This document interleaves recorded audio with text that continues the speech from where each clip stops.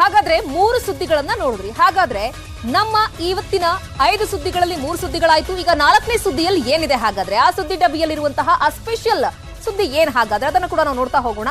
So ಅನ್ನಭಾಗ್ಯದ ವಿಚಾರವನ್ನ ನಾವು ನೋಡ್ತಾ ಹೋಗೋಣ. ಪ್ರಮುಖವಾಗಿ ಇಡೀ ರಾಜ್ಯದ ಜನರು ಬಹಳ ಕುತೂಹಲದಿಂದ ಕಾಯ್ತಾ ಇದ್ದಾರೆ ಯಾವ ರೀತಿಯಾಗಿ ಕೊಡ್ತಾರೆ ಅಂತ ಹೇಳಿ. ಬಹುಶಃ ಕಾಂಗ್ರೆಸ್ನವರಿಗಿಂತ ಬಿಜೆಪಿಯವರೇ ಬಹಳವಾಗಿ ಚಿಂತೆಗೀಡಾಗಿದ್ದಾರೆ ಅಂತ ಅನ್ಸುತ್ತೆ ಈ ಕಾಂಗ್ರೆಸ್ನವರ ಗ್ಯಾರಂಟಿಗಳ ವಿಚಾರಕ್ಕೆ. ಅನ್ನಭಾಗ್ಯ ಹಾಗೆ ಗೃಹ ಜ್ಯೋತಿ ಈ ಗ್ಯಾರಂಟಿ ನಾಳೆಯಿಂದಲೇ ಜಾರಿಯಾಗುತ್ತೆ ಅನ್ನೋದೊಂದು ವಿಚಾರ.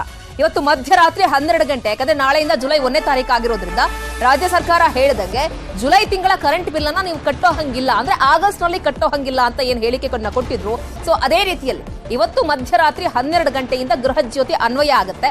200 ಯೂನಿಟ್ ಒಳಗೆ ಬಳಸಿದ್ರೆ ಜುಲೈ ತಿಂಗಳ ಬಿಲ್ ಅನ್ನ ನೀವು ಕಟ್ಟಂಗಿಲ್ಲ. ಸೊ ಇದು ಗೃಹ ಜ್ಯೋತಿ ವಿಚಾರ ಆಯ್ತು ಅಂತ ಹೇಳಿದ್ರೆ, ಅನ್ನಭಾಗ್ಯದ ಗ್ಯಾರಂಟಿ ಕೂಡ ನಾಳೆಯಿಂದಲೇ ಜಾರಿಯಾಗುತ್ತೆ. ಸೊ ಅಂದ್ರೆ 5 ಕೆಜಿ, ನಾಳೆ ಅಂದ್ರೆ ನಾಳೆನೇ ಅಲ್ಲ, ನಾಳೆ ಆಗಬಹುದು ಅಥವಾ ಇನ್ನ 10 ದಿನಗಳಾಗಬಹುದು, 5 ದಿನಗಳಾಗಬಹುದು, ಯಾವಾಗ ಆಗತ್ತೆ ಗೊತ್ತಿಲ್ಲ. 5 ಕೆಜಿ ಅಕ್ಕಿ ಜೊತೆಗೆ 5 ಕೆಜಿಯ ಅಕ್ಕಿಯ ಪರ್ಯಾಯವಾಗಿ ಸರ್ಕಾರದಿಂದ ಏನು ಹಣ ಕೊಡ್ತೀವಿ ಅಂದಿದ್ರಲ್ಲ, ಸೊ ಆ ಹಣ ಕೂಡ ಸಿಗುತ್ತೆ.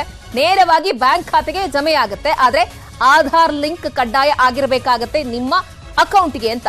ಮನೆಯ ಯಜಮಾನರು ಯಾರು ಇರ್ತಾರೋ ಸೊ ಅವರಿಗೆ ಅಕೌಂಟ್ಗೆ ಹೋಗುತ್ತೆ ಅಂತ ಹೇಳ್ತಾ ಇದ್ದಾರೆ. 170 ರೂಪಾಯಿ 1 ಕೆಜಿ ಅಕ್ಕಿಗೆ, ಅಂದ್ರೆ 5 ಕೆಜಿ ಅಕ್ಕಿಗೆ 170 ರೂಪಾಯಿ ಆಗುತ್ತೆ. ಎಷ್ಟು ಜನ ಇರ್ತಾರೋ ಅದನ್ನ ಕ್ಯಾಲ್ಕುಲೇಟ್ ಮಾಡಿ ಮನೆಯ ಯಜಮಾನರಿಗೆ ಹಾಕ್ತಾರಂತೆ.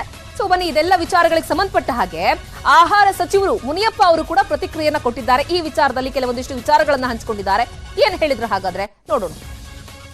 ಅಕೌಂಟ್ಸ್ಗೆ ಕೊಡೋದಕ್ಕೆ 199 ಭಾಗ ಅಕೌಂಟ್ ಇದೆ ಅಂತ ನಮಗೆ ಮಾಹಿತಿ ಇದೆ. ಒಂದು ವೇಳೆ ಅಕೌಂಟ್ ಇಲ್ಲದೆ ಇರುವಂತವರು, ಪಡಿತರ ಚೀಟಿ ಹೊಂದಿರೋರು, ಮನೆಯ ಪಡಿತರ ಚೀಟಿ ಯಾರ ಹೆಸರಲ್ಲಿದೆ ಅವರು ಅಕೌಂಟ್ ಅನ್ನ ಮಾಡ್ಕೊಳ್ಬೇಕು. 1 ಕೆಜಿಗೆ 34 ರೂಪಾಯಿ ಹೇಳಿದೀವಿ. ಒಬ್ಬ ವ್ಯಕ್ತಿಗೆ 5 ಕೆಜಿ ಸಿಗ್ತದೆ. 3, 4 ಜನ, 5 ಜನ ಇದ್ರೆ 25 ಕೆಜಿ ಸಿಗ್ತದೆ. 25 ಕೆಜಿ 34 ರೂಪಾಯಿ ಪ್ರತಿ ಕೆಜಿಗೆ. ಈ ಪ್ರಕಾರ ಇದನ್ನ ತೀರ್ಮಾನ ಮಾಡಿದ್ದೀವಿ. ಅಕ್ಕಿ ಸಿಗೋ ತನಕ ಮಾತ್ರ ಇರ್ತದೆ. ನಾವು ಪ್ರಕ್ರಿಯೆಯನ್ನ ಮಾಡ್ತಾ ಇದ್ದೀವಿ. ಆದಷ್ಟು ಬೇಗ ಮಾಡಿ ನಾವು ಅಕ್ಕಿ ಕೊಡ್ತೀವಿ ಅಂತ ಹೇಳಿದ್ದೀವಿ. ನಾವು ಧಾನ್ಯಗಳನ್ನು ಕೊಡುವಂತ ವಿಷಯದಲ್ಲಿ ಈ ಭಾಗದಲ್ಲಿ ದಕ್ಷಿಣ ಕರ್ನಾಟಕದಲ್ಲಿ 2 ಕೆಜಿ ರಾಗಿ ಮತ್ತು ಉಳಿದಿದ್ದನ್ನು ಅಕ್ಕಿ ಕೊಡೋದು 8 ಕೆಜಿ, ಜೋಳ 2 ಕೆಜಿ ಮತ್ತು ಉಳಿದಿದ್ದನ್ನು ಅಕ್ಕಿ ಕೊಡುವಂಥದ್ದು 8 ಕೆಜಿ. ಎಷ್ಟು ಆದರೆ ಅಷ್ಟನ್ನು ಕೊಟ್ಟು ನಾವು ಮಿಕ್ಕಿದ್ದಕ್ಕೆ ಈಗ 5 ಕೆಜಿ ಅಕ್ಕಿ ಬರ್ತಾ ಇದೆ, ಉಳಿದದ್ದನ್ನು ಕೊಡೋದಕ್ಕೆ ಬೇಗ ಪ್ರಯತ್ನ ಮಾಡಿ.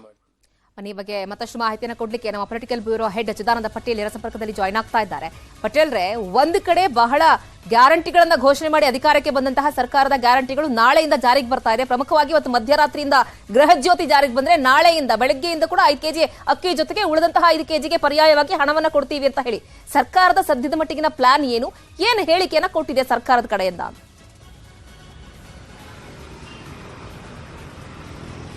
ಚುನಾವಣೆ ಸಂದರ್ಭದಲ್ಲಿ ಕಾಂಗ್ರೆಸ್ ಪಕ್ಷ ಘೋಷಣೆ ಮಾಡಿದಂತಹ ಪ್ರಮುಖ 2 ಘೋಷಣೆಗಳು ನಾಳೆಯಿಂದ ಅಧಿಕೃತವಾಗಿ ಜಾರಿಗೆ ಬರಲಿದೆ. ಅದರಲ್ಲಿ ಪ್ರಮುಖವಾಗಿ ಅನ್ನಭಾಗ್ಯ ಯೋಜನೆ ನಾಳೆಯಿಂದ ಕೂಡ ಜಾರಿಗೆ ಬರ್ತಿರುವಂತದ್ದು. ಈಗಾಗಲೇ 5 ಕೆಜಿ ಅಕ್ಕಿ ಜೊತೆ ಮತ್ತೆ 5 ಕೆಜಿ ಸೇರಿದಂತೆ ಒಟ್ಟು 10 ಕೆಜಿ ಅಕ್ಕಿಯನ್ನು ಕೊಡ್ತೀವಿ ಅಂತೇಳಿ ಕಾಂಗ್ರೆಸ್ ತನ್ನ ಗ್ಯಾರಂಟಿ ಹೆಸರಿನಲ್ಲಿ ಘೋಷಣೆಯನ್ನು ಮಾಡಿತು.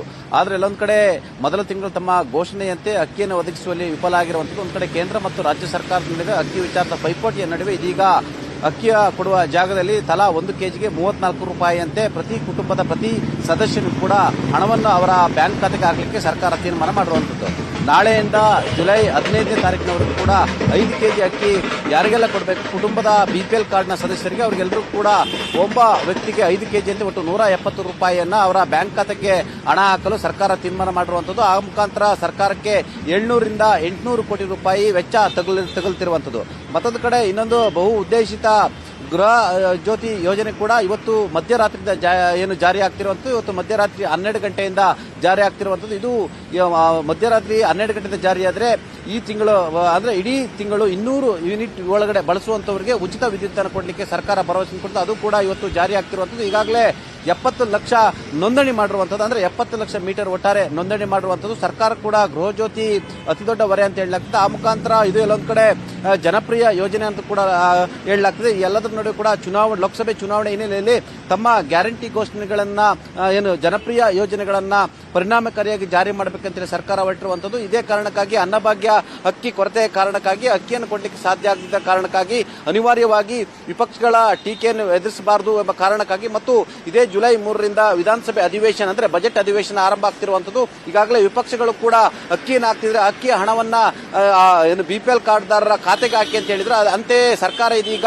ಬಿಪಿಎಲ್ ಕಾರ್ಡ್ದಾರರ ಖಾತೆಗೆ ಹಣವನ್ನು ಹಾಕುವ ಮುಖಾಂತರ ತಿರುಗೇಟನ್ನು ಕೊಟ್ಟಿರುವಂತದ್ದು.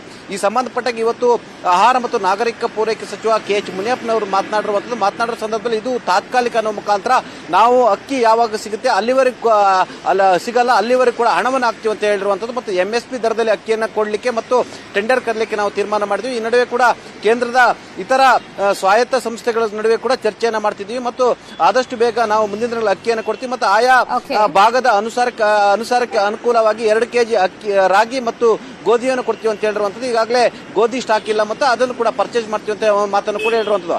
ಆ ಮುಖಾಂತರ ಅಕ್ಕಿ ಕೊಡಲು ಸಾಧ್ಯವಾಗದ ಕಾರಣಕ್ಕೆ ಇದೀಗ ಹಣವನ್ನು ಕೊಡ್ತಿರುವಂತದ್ದು. ಒಟ್ಟಾರೆ ಒಂದು ಯೋಜನೆ ನಾಳೆ ಬೆಳಗ್ಗೆಯಿಂದ ಜಾರಿಯಾದರೆ ಮತ್ತೊಂದು ಯೋಜನೆ ಅಂದ್ರೆ ಗೃಹ ಜ್ಯೋತಿ ಯೋಜನೆ ಇವತ್ತು ಮಧ್ಯರಾತ್ರಿ 12 ಗಂಟೆಯಿಂದ ಅಧಿಕೃತವಾಗಿ ಜಾರಿಯಾಗಲಿದೆ. ಶ್ರುತಿ.